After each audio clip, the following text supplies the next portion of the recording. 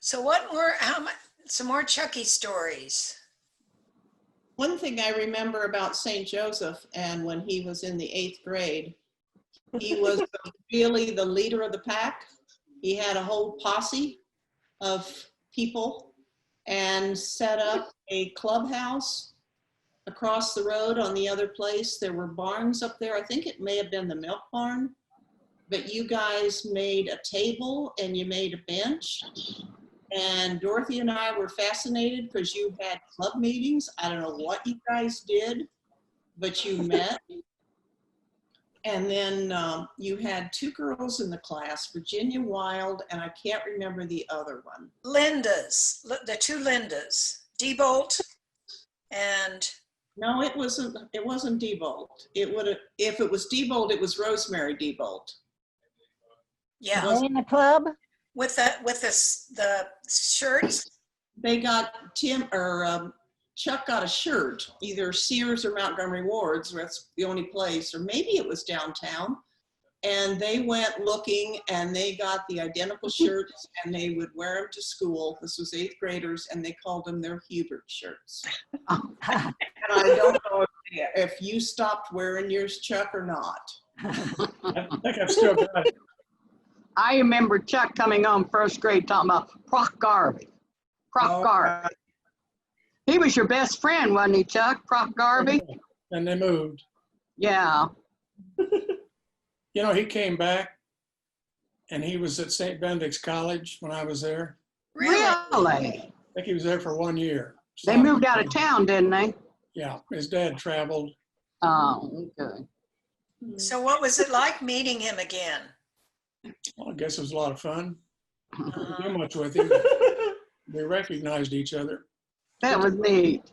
Well, you 2 used to smoke together. You'd go to the store and Proc would say he was getting them for his dad. And I think he would charge him. And then you 2, I don't know if you had other guys smoking with you. You were little, you weren't very far along in the grades. And Jimmy Wood, wasn't he one of your friends, Jimmy Wood? Yeah, he was a good friend. Yeah. I remember him smoking with you, with Dorothy Walters in the car one time, and you and Jimmy Wood were in the back seat smoking. Oh, I don't believe that. Oh, you don't? What Well, do let me you tell you remember? about Mary Kay and my smoking habit. They turned us in. We used to go down the hill from St. Joseph's and smoke after school. Somehow Mary Kay found out about it and told Mom. Oh, And she searched my pockets and found the Lucky Strikes. You only smoked the strongest. So what happened then, Charles? What's that? I say, what happened then? I don't remember. She didn't make me smoke them all or eat them. Did you stop smoking then? I gave it up. Never smoked again. Oh, you did, because Chuck and I used to swipe them from Daddy. Daddy smoked Viceroys, and we would go upstairs and open the window and go out on the porch roof and smoke. Well, tell me this, when did our dad start smoking? Started smoking with Harvey Moeller. When? With Harvey Moeller, he'd borrow a cigarette. That's how he started. You know, when I joined the Air Force, one of the things he cautioned me about, he said, when you come home, you'll be smoking. and I did. Well, Leo started smoking in World War II when he was in the Army. Yeah, I suspect so. They would give you free cigarettes. Oh, really? Yeah. I didn't know that. Yeah, that's how they got him.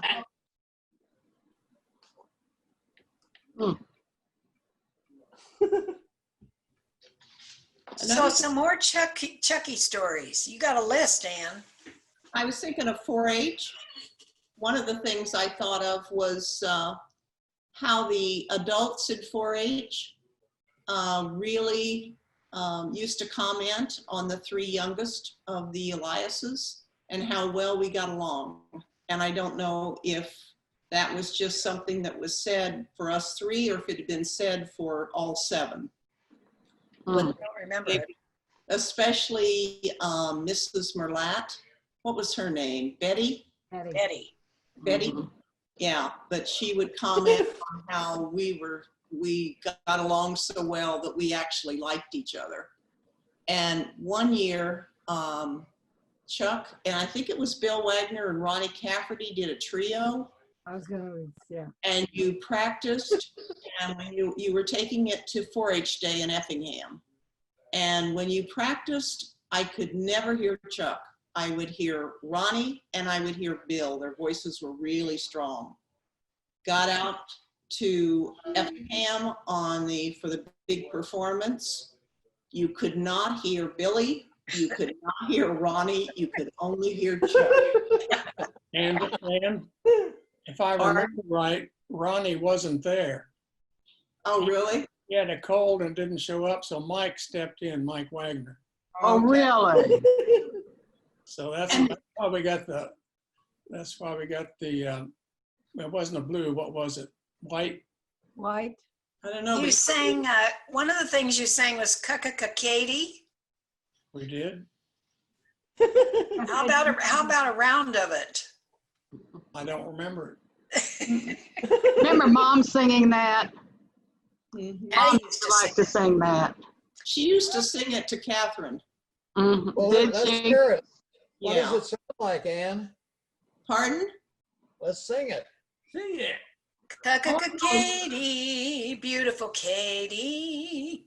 Da, da, da, da, da, da, da, da, da, da, da. Google. Da, da, da. Katie. The thing was the Katie. Yeah.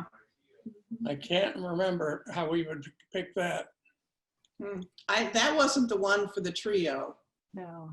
It's And not a 4-H songbook, probably. yeah, and John was Wilbur, but you were Willie. Do you remember that? We did the plays, and they weren't Wilbur plays anymore in the 4-H for 4-H Day, but they were Willie plays, and you played Willie. You were a good actor.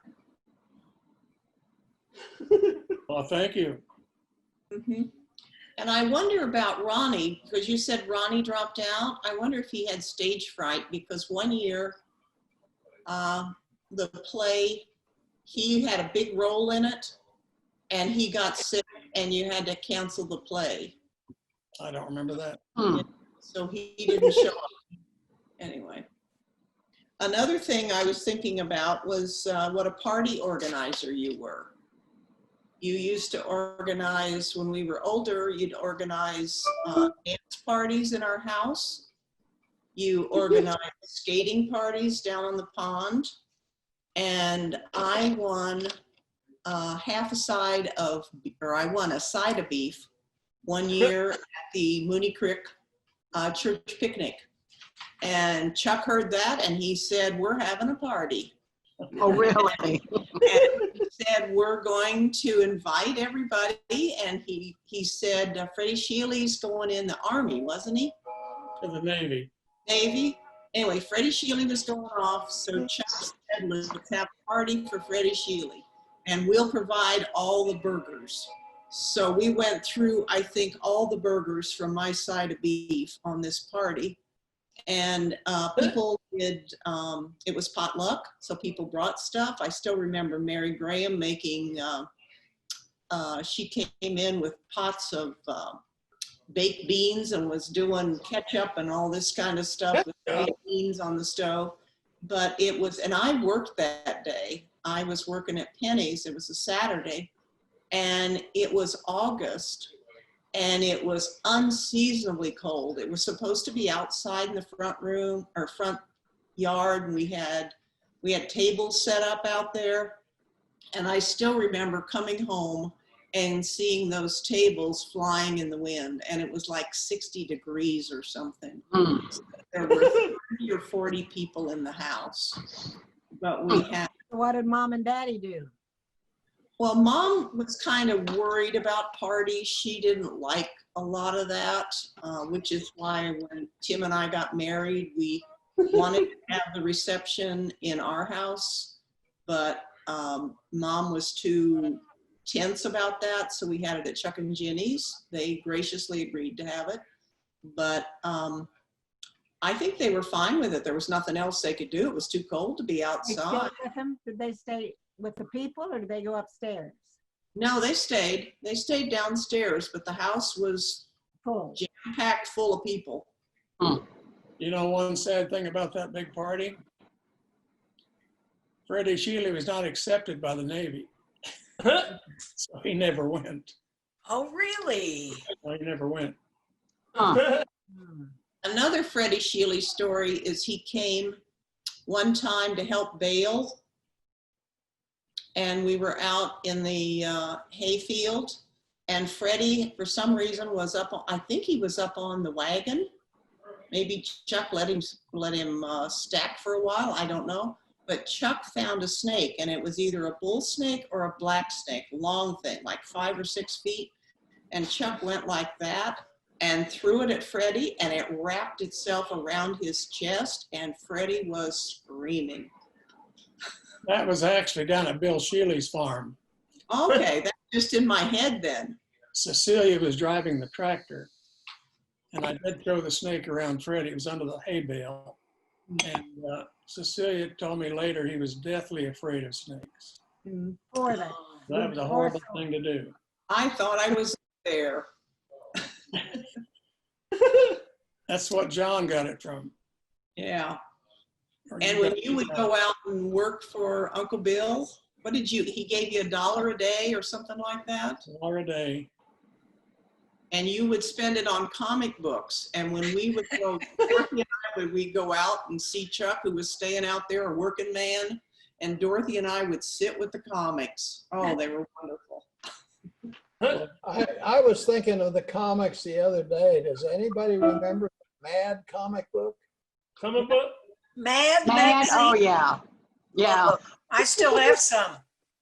Do you? I had years and years of those, and they were first, I think they were 10 cents, and it was always cheap.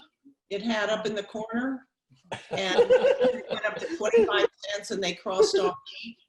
And I don't know what it was finally, but I bought them every month. I had stacks of them up in the South Room closet, and John and Judy's kids would get into them when they'd come home and throw them, or they would leave them around in the front room, and Mom would get upset with me.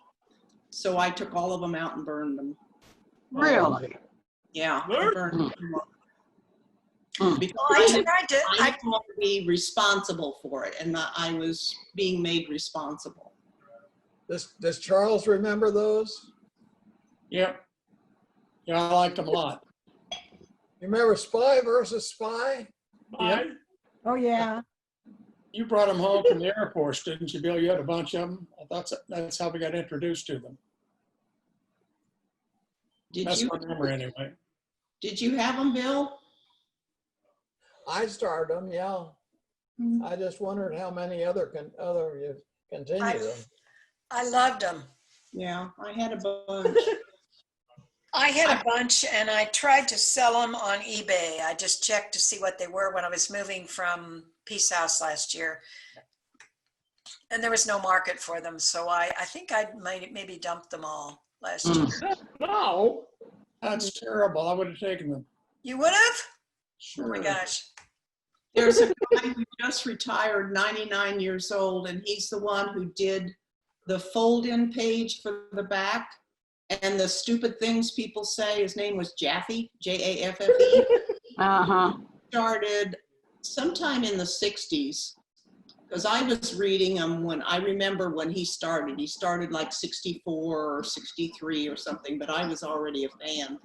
But he's 99 and just retired, and he's been working for Mad Magazine ever since. Really? Come out? Hmm.